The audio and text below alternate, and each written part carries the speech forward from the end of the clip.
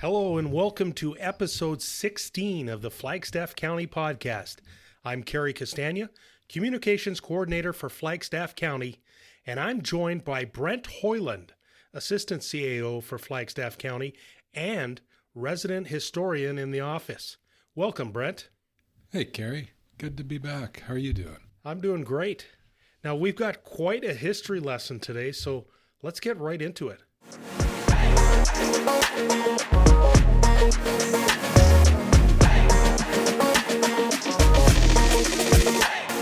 You're listening to the official podcast of Flagstaff County. So, Brent, you've gathered some fascinating information on three particular sites. All three sites are of historical significance. All three sites are of cultural significance. And of course, two of the sites are in the Flagstaff region, and the other one is not far from here. First, let's start with the Manitou Stone, aka the Iron Creek meteorite. No problem, Cary. Yeah, there's a significant amount of history on the Manitou Stone, and when you really delve into it, it's amazing what you can find. So I guess, the first thing, a long time ago, we don't know how long it was, but the Iron Creek meteorite basically streaked across the skies here in the Flagstaff region and landed near or upon the landform which we know as Strawstack Hill. Now, there's some debate whether or not it landed on top of the hill because there's been people, I guess we would call them scholars or specialists, that look at that, review that, and state that it may have been carried to that hill because it's one of the highest landforms in that area. But as well, there was some debate as to whether or not that was the actual site, because I read an article that said that they weren't too sure if it was Strawstack Hill or there's another landform close by called Wolf Ears Hill, and I've never heard of that one. Or it could have been a little further to the east towards the Battle River, but nonetheless, it did fall in that vicinity. And for those who may not know, where is Strawstack Hill? Well, Strawstack Hill is about 6 miles northeast of Lougheed. It was also named or known as Iron Creek Hill, and we know it as Strawstack Hill because I guess it resembles somewhat of a straw stack. And we have actually designated that as a municipal historical resource here in Flagstaff County. So we do have some protection on that. But the Manitou Stone, as you know, is an ancient meteorite, and it weighs in at about 320 pounds. And it's estimated to be about 4 billion years old. And it is a very sacred object. Some people say that you can see the head of a buffalo, and others say that you can see in the rock the face of the Creator. So it became an object of great spiritual power. The Cree and the Blackfoot made many pilgrimages to it before a buffalo hunt. And of course, the area around it became a gathering place for ceremony. And tribal elders recognized its immense spiritual power and felt that it protected the people. So, it had very strong spiritual and cultural significance to the indigenous peoples. So, the location where it did land, if we were going to talk about Strawstack Hill or within the vicinity, regardless, it was an area where basically the Blackfoot and the Cree intersected. This area was contested quite heavily in a lot of battles, and basically due to the prevalence in the buffalo in the area. And I read that this area actually had one of the last great buffalo herds before the buffalo began to dwindle away from the prairies. And when you talk about the conflict between the Cree and the Blackfoot, that's where the Battle River gets its name from, because in 1973, Peter Fiddler mentions it in his diary about arriving at the Battle River, or the Fighting River, and it was named that way because it was the beginning of a period of rivalry between the Cree and the Blackfoot. So getting back to the meteorite, many people believe that the rock was a message to remind the people that no one can own the land or the buffalo, and these were meant to be held in common, openly, and respectably shared by all. And basically, when it came, it brought a peace to the area, and a prophecy noted that if the stone was ever to be removed or taken away, famine would come, pestilence would come, and the buffalo would disappear. And as we're all aware, the Manitou Stone was taken away by a Methodist missionary in 1866, and he was known by the name of George McDougall. And George McDougall felt that the stone basically impeded his ability to convert the indigenous people to Christianity. Instead of coming to our Sunday services, people are still going to worship this stone. But why wouldn't they? I mean, that was their culture. That was their tradition. So McDougall took the stone away in 1866. And so that began the long journey east of the Manitou Stone. It was first transferred to the Methodist mission at Victoria Settlement, which is near Smoky Lake. And it was taken there by Red River cart. And speaking of Red River carts, I'm not too sure if you're aware of this, and I don't think I mentioned it in our previous podcast, but there's still a remnant of a Red River cart trail existing in Flagstaff County, and it's actually just south of Hardisty on the River Road, which we call the River Road. And it was really neat because when we hosted our provincial ASB tour back in 1998, we were looking for unique sites, and the landowner out in that area just informed us of it, so we went out and had a look, and sure enough, you can see the wagon ruts, the two outside wheels, and in the middle you can see the path where the oxen traveled. And it's still in the native range, so it's never been broken. It's still really nice fescue, a nice rough fescue. And it's just so unique to see. And it's something that maybe we should look at perhaps trying to preserve. But, all those years of the Red River cart going through that trail and to still see the remnants of it is quite interesting. Yeah, I've seen it myself, and it's hard to believe that it's still there after all those years. Mm-hmm. So when McDougall took the Iron Creek meteorite to the mission, Victoria Settlement mission, it was here for almost 10 years. So that's where it was. And interestingly enough, in 1876, George McDougall died in a blizzard near Calgary on a buffalo hunt. So we do the math, and 10 years after he took it, he passed away. So that began the trip of the meteorite out east. So from there, it went to the Red River Mission in Winnipeg, your old stomping grounds. Mm-hmm. And then it went to the Wesleyan Methodist Mission Church in Toronto, and then from there, Victoria College in Cobourg, and then on to the campus at the University of Toronto, and then to the Royal Ontario Museum.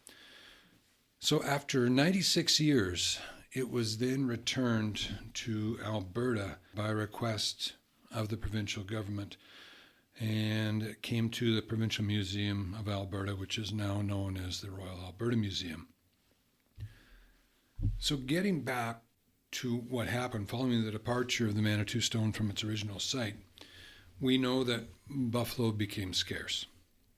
And so the Cree and the Blackfoot started warring over the dwindling resources. And of course, we know that the buffalo were slaughtered by the millions, and it resulted in a famine. We had a lot of the newcomers that came over, brought smallpox, and many indigenous people died. And then later, and I mean, it's prevalent, it's in the news right now, but there was a lot of children taken from their family and housed in residential school system. So you had a culture that basically disappeared very quickly from the mid-1860s until the early 1900s. And interestingly enough, by the 1870s, it was reported that there was no buffalo north of the Red Deer River. And by 1879, they were practically gone from the prairies. Wow.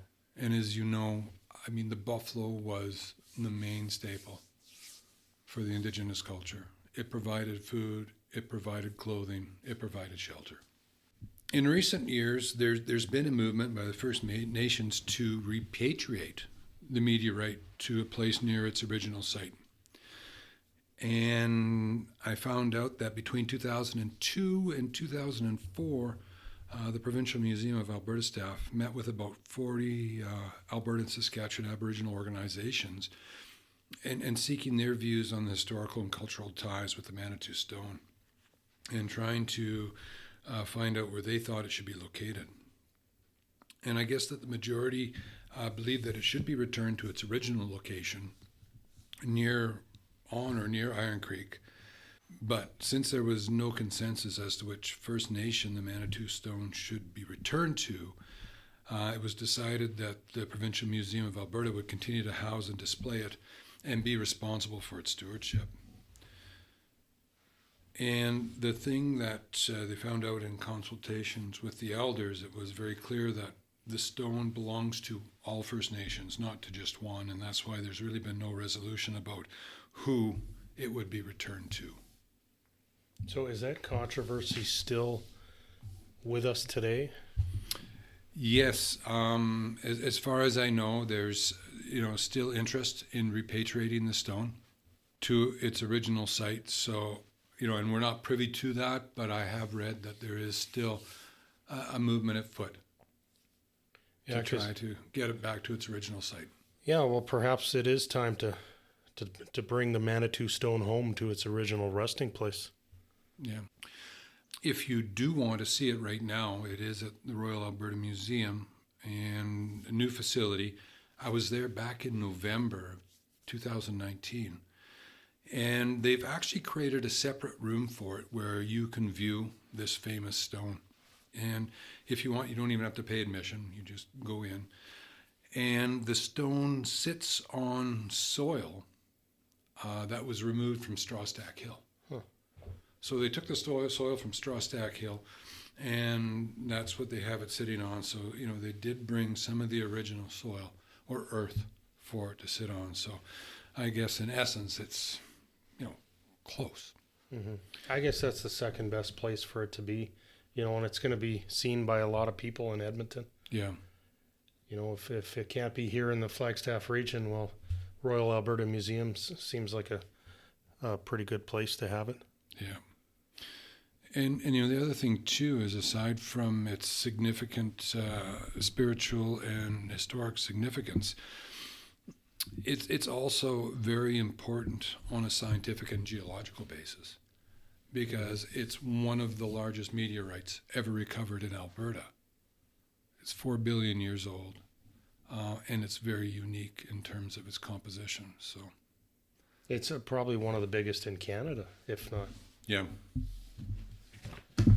Yeah, and I guess the part that I wasn't clear about, we talked about earlier, was so the meteorite is 4 billion years old, but we don't know exactly when it would have landed here on Earth.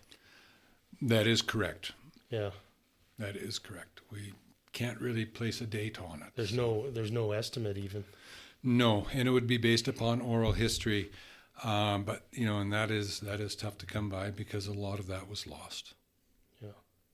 So we can go on the basis that we know it was there up until 1866, but then after that it was removed. So, yeah, really interesting. Yeah. But if you do get the opportunity, I would highly recommend that you go to the Royal Alberta Museum and have a look at it.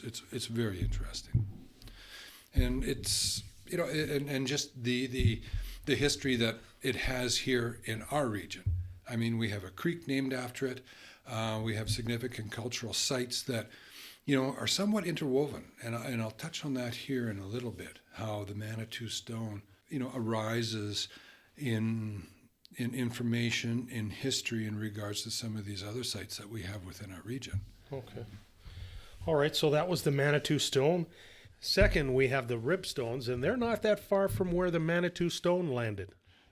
No, not at all, Cary. In fact, if you were to climb up Strawstack Hill and look about 14 miles to the northwest, you would see Ribstone Hill. And the Ribstones are located in Beaver County, which in the past was a part of Flagstaff County one time, or the RM of Flagstaff. And I think it's a wonderful site to visit. I've gone there many times. And there's actually 9 known buffalo ribstones that have been found in Alberta. And the thing that's unique about these ribstones between Viking and Kinsella is that they're the only ones that are still in their original location. So if you go to view it or visit it, you'll see grooves that are carved into the stone, and they're shaped to resemble the backbone and the ribs of a buffalo, hence the term ribstones. And these big rocks are quartzite.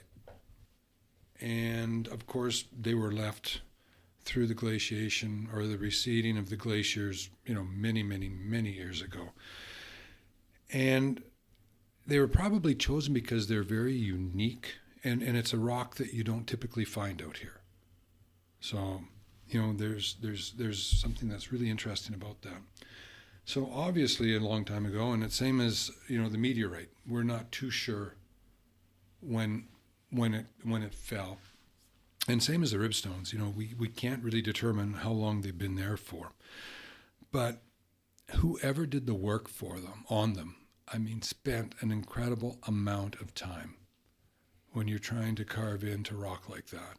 And you're using rock tool and possibly bone. A very ambitious project. A very, very ambitious project. Seems like someone that did have a lot of time on their hands. Yeah. So if you go visit the Viking Ribstones, one thing that people aren't really aware of is that they've been cemented directly into the ground. And this was done when the site was designated as a provincial historic resource as part of the provincial government's effort to prevent them from being stolen, which is a wise thing to do because those are the only 2 that are in their original location. Like other ones have been discovered, but they're usually in a private collection. And I guess at one time there was altogether 3 ribstones. And it was a small one, and it was known as the baby ribstone, and it went missing. So anytime you have those types of artifacts, there's a risk of them going missing. So that's why, to eliminate vandalism and theft, they thought the best solution would be cement them into the ground. And it does serve to ensure that the ribstones remain in place, and so that people can visit them for ceremonial purposes and just general interest purposes. And I encourage anybody to go have a look. In the ribstones, there's several round holes. Aside from the carving of the ribs, there's several round holes on each stone. And there's a couple theories around that. Some people have suggested that these holes represent wounds that were carved to allow arrows to pass through the stones without harming the spirit animal within. And another theory is that the holes are a result of repeated pounding done to replicate the sound of thundering buffalo hooves or a running herd. And the third explanation, and this goes back to how I mentioned how some of these are all tied into each other, has been forwarded that the holes on these and other ribstones were made to resemble the pockmarked surface appearance of the Manitou Stone. Wow. And if you've seen pictures of the Manitou Stone, you can see that there's these pockmarks or indentations. So they felt that because there was such a spiritual significance to the Manitou Stone, it was replicated in the ribstones as well. So regardless of which theory you subscribe to, they're all 3 of them are it means that it's very meaningful to the people at the time. Yes. Yeah. And the other thing too is just, the proximity of the 2. Yeah. So this site's been very important to the Cree, as evidenced by the many historic artifacts that I guess they've uncovered there over the years. Hunters used to come and, they'd make offerings to Old Man Buffalo. He was the protector of these important animals to, seek a blessing before the hunt, and afterwards they returned to give thanks for a successful hunt. And if you go there, be aware that it's still a sacred site for the Cree people, and it should be treated with respect. When you go there by the ribstones, if you look down, you'll see there's braids of sweetgrass, and they're ritually burnt to make an offering or saying a prayer or to purify oneself. So that's what it's used for. And then you'll see offerings of tobacco on the ribstones. And then it's really neat because they have these colorful strips of cloth. And there's some that are tied around the perimeter of the ribstones. And then when you look to the south, there's a brush patch. And then they'll have these colorful cloths hanging from the brush. And these are native prayer cloths. And they're left as offerings to the ancestors. So, and you've never been there, you said. No, but definitely got to check this one out. No, I'll have to take you there. It's a quick trip there, and it's actually really interesting. And the vantage point is something else, because if you go there at night, it's really interesting because you can definitely see, the lights of Manville, or Innisfree, Manville, Vermilion, Kinsella, Irma, Wainwright, Hardisty. It's significant when you go up there and you have a look. And then, of course, from Ribstone Hill, you look to the southeast and you're going to see Strawstack Hill, and you look to the south, you're going to see Treaty Hill. And on a good day, you can even see further, and you can see the Neutral Hills. So a phenomenal vantage point, and I can see why it does have such spiritual and cultural significance to the indigenous people. Fascinating stuff. So now let's turn our attention to the Hardisty Bison Pound. There's another archaeological wonder that's located just on the edge of our municipality, and it's known as the Hardisty Bison Pound. And interestingly enough, there's very little public awareness about it. And between 2008 and 2014, there was 5 separate archaeological excavations that took place at this site, the Hardisty Bison Pound, and there was an associated campsite next to it. And these 2 sites that are just across the Battle River from Hardisty, and from what I understand on the south side of the highway, were excavated when they were discovered during construction at the Hardisty Terminal. And we know that there's been a lot of construction going on there. And one thing that, I think people need to know is, before there's industrial, private, or government organizations undertake any development in the province, and I mean, we're the same, we're required to do a historical resource impact assessment. And that's supposed to assist in the protection and understanding of historical resources on affected lands. And if you look at our own land use bylaw here at Flagstaff County, we've identified those areas that have historical significance. So I know there's times when we've looked at developing a new gravel pit, or we've gone on to certain areas where there's road construction. And if it falls in an area where it's been deemed where there's historical significance, we have to contract archaeologists to come out and have a look. So I'm not too sure if that is how this came about, and I'm pretty sure it is, because I think people are aware of the significance of this area. So it's kind of interesting because it's without this industrial development, would they have found this? Would have been years, centuries later, still undiscovered. But it's kind of neat that it has been found. So let's talk about bison pounds. Yeah, which brings up a good question. I've heard of buffalo jumps, but I haven't heard of a bison pound. What is a bison pound? Well, the bison pounds were used as a form of hunting, which was common on the plains, and they were made up of a corral. And so they built a corral with, wood, logs, whatever material they had, even bones, and then they would drape buffalo hides over these corrals to make it appear like it was a solid fence. And I read that sometimes they were anywhere from 5 feet to 8 feet tall, high. And they actually utilized the landforms. So you want to make sure that your landforms would be able to funnel the bison into this pound. And what they did was, at the opening of the pound, there was actually a ramp. So they would run in, but not like a buffalo jump. I mean, a ramp that they probably had to jump down 4 feet, and it was tough for them to get back out. But once they were contained in this pound or this corral, then they would be killed with arrows and spears. So they basically get cornered rather than fall off a cliff. Exactly. Yeah, and that's the main difference. And they would have been, like I said, they were herded into the fenced enclosure and slaughtered for consumption by the community that was using the pound. And as I mentioned, you look at the landform surrounding the area, they were distinct features that were very effective at driving the herd there.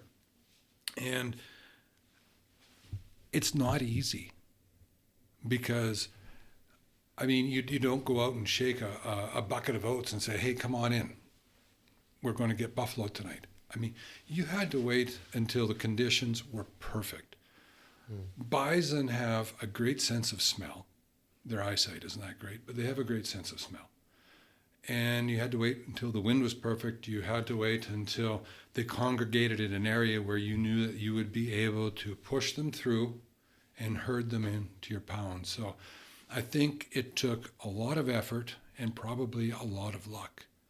But from what I've read on this site, it was well utilized. So it was probably located in the perfect setting for them to be able to harvest buffalo in a manner like they did. And that's the great thing about the Battle River Valley. I mean, there's lots of areas in there that were probably really conducive to offering, effective locations for a bison pound. So it makes you wonder what else is out in that area that hasn't been discovered. So both the pound and the campsite were well used, and they found that because there was a thick layer of bone in the pound and I guess dozens of these hearths and boiling pits in the campsite. And the amount of arrowheads that they found were phenomenal, and they were able to determine that this type of projectile, or the type of arrowheads that they found, date back between 1350 to 1100 years ago. Wow. And adjacent to the pound was the campsite, and I guess there was a small spring from the pound, and the spring flows east into the Battle River. And they determined that the choice parts of the bison were probably taken from the animals killed in the pound, and then they were taken across the spring and processed into soup and pemmican, and in the locations to the north and main of the camps. So. And then the dates obtained from the site show that the latest and most intensive occupation of that site took place between 1200 and 800 years ago. So the site's of great interest and great value because I guess the numerous artifacts that were present, and what I read was there was artifacts that were very rare. There was a wide range of pottery which was recovered, and it's very unique in archaeological contexts here in Alberta. And there was another article that I read that there was over 45,000 artifacts excavated, cataloged, and now are being stored at the Royal Alberta Museum from this find. 45,000? 45,000, yeah. Wow. So one of the other things that they talked about the campsite was it was used for numerous generations well before the use of the pound. And they were able to determine that the earliest occupations began about 7,000 years ago. And since that time, they had arrowheads and then these ladle tips. And they're like a dart. If you read up on this information, like you'll find arrowheads, and then they have these ladle tips. And they were like a dart. It wasn't a spear, but it's a shorter stick that they attached to a longer stick and then just used the fulcrum of that to launch these. Yeah, get that whipping action. Yeah. I actually had the opportunity to try one of those a couple of years back. How was your accuracy? Not very good. No. It's a weapon that you need a lot of practice at. So, you look at nearly 7,000 years of continuous occupation at this campsite across from the spring and the pound, that it was, a very important spot for the people. And of course, they were a nomadic culture. And the location, of this site is near to other places that are important to Indigenous culture. And we've already named two of them. We have the Manitou Stone and we have the Ribstones. And then you go further south. I mean, there's Flagstaff Hill, and that it's a significant landform, and it's been documented and mentioned in a lot of the earlier explorers who came through this area. And then you have the Neutral Hills. So, this site would have been a very, very important stopping place for the people traveling through the area. And then just the location of the campsite itself, I read that it was considered very valuable because it's located, people thought it was important because it was located beside the pound. But in actual fact, they found that the pound was placed beside the campsite. The campsite, at that time was more important than the pound. So the campsite came first. Yeah. So the pound itself is evidence of this relationship with the campsite. And I read that in the 2008 and 2009 excavations that were conducted near the entrance of the pound, within that area there was a bone upright and a bone pit that represented a fence line that led into the pound. And on the outside of this fence was a small hearth, and on the inside of the fence was an elongated pit containing one adult and two calf bison skulls stacked in a line, and I was able to see pictures of it. It's really neat.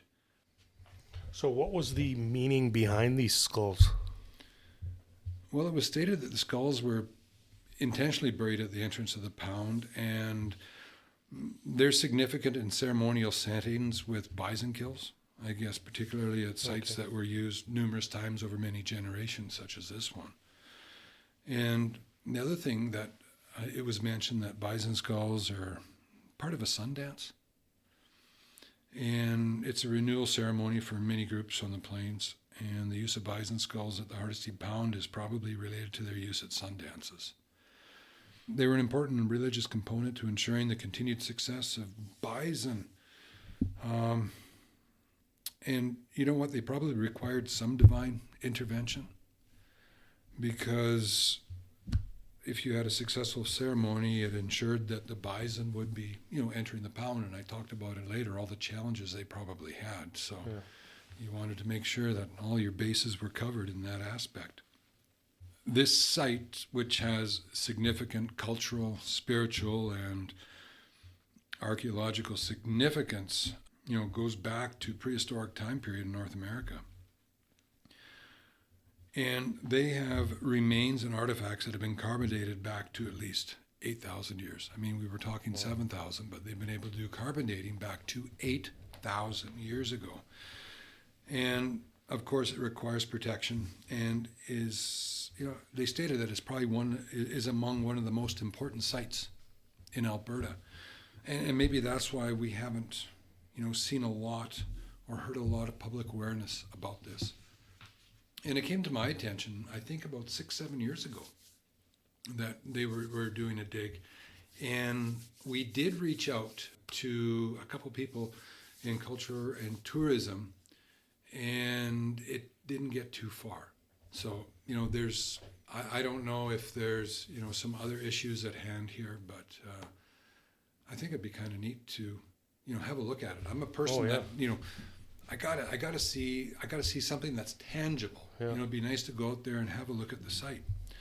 So, when you talk about the cultural, the spiritual, and historical significance of this, for context, you're familiar with Stonehenge. Yeah. They've aged that at 5,000 years. So Stonehenge was put up 5,000 years ago.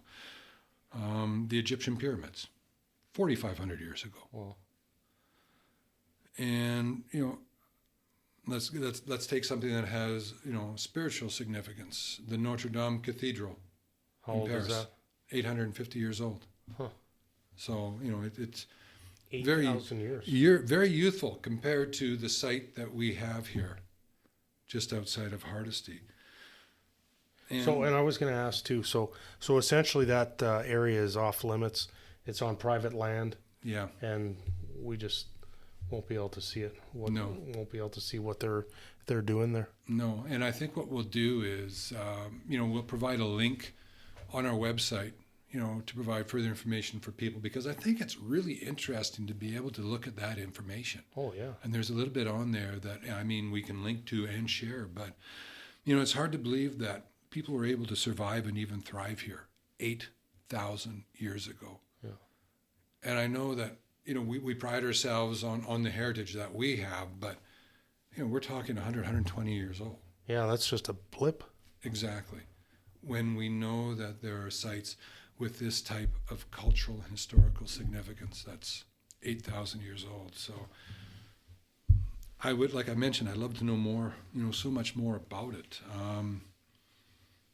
And I guess it remains somewhat elusive. That's the interesting thing about this, is, it is somewhat elusive, and I guess we're reliant upon research and the reports that are at hand. But, and like I said, I'm a person that, I want to see the site. Yeah. Well, or even the 45,000 artifacts, are they being housed somewhere? Or? Yeah, the Royal Alberta Museum. Oh, okay. Yeah. So that's where they're at. And a similar site is the one at Bodo.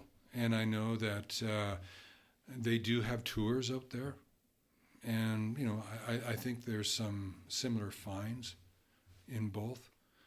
But, it's something for our residents to consider that, we have some very unique Indigenous cultural sites within our region. So pretty fortunate to have that. Yeah, and as you said, that the bison pounds weren't widely known. They aren't widely known. No. But, maybe one day we'll be able to go out there and, have a look at it. Yeah. Something similar to the Ribstones, least, yeah. Maybe one day that they'll be used for what they were created, a cultural and spiritual site. Well, thank you very much, Brent. That was really some fascinating information about our history right here in the Flagstaff region and near the Flagstaff region. And thank you to our listeners for your time. Thanks, Cary. Take care. All the best.